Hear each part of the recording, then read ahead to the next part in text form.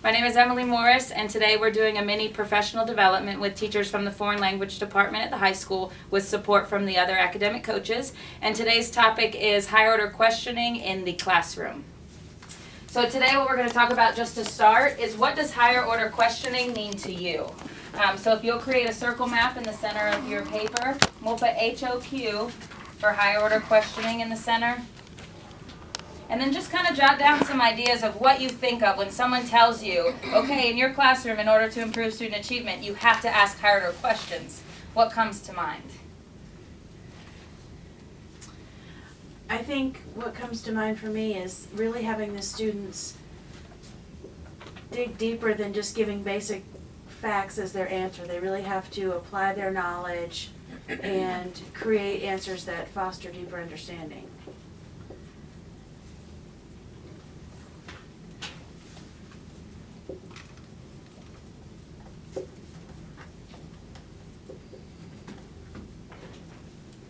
What do you think it means to you with your students?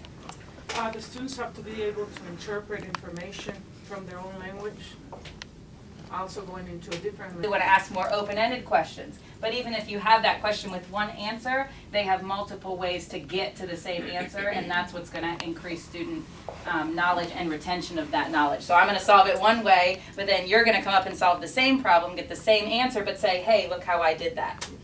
Mr. Uribe, how about you? I see you got lots of ideas. What do you think it means the most to you? No, I think the high-level questioning is when the student is able to construct interesting question. You know, they are able to answer the question with their own words, or when they are able to create a lot of hypotheses about some subjects or topics. So you not only, those higher order questions increase student motivation and interest, not just, oh, here we go and again with another question. So I like that. My name is Emily Morris, and I'm currently the reading coach here at DeSoto County High School. Originally, I'm from the St. Pete Clearwater area, and I went to college at the University of North Florida in Jacksonville, earned my elementary education degree, and when I graduated in 2002, I originally started at West Elementary School. I taught second grade for 5 years, loved it, then had the opportunity to go to fourth grade. That was nice because I got double promoted and got to teach the same students then from the 2 years prior. I taught fourth grade for 4 years. 2 years ago, I went on maternity leave with my first daughter, and the weekend I was getting ready to come back to work at West Elementary, I got a call from the high school that said we need a reading coach, and as the reading coach here, we've kind of redubbed my title as the literacy coach, because reading is more than just a class of reading in English. Students now have to be able to read in order to do math and science and social studies and career and technical education.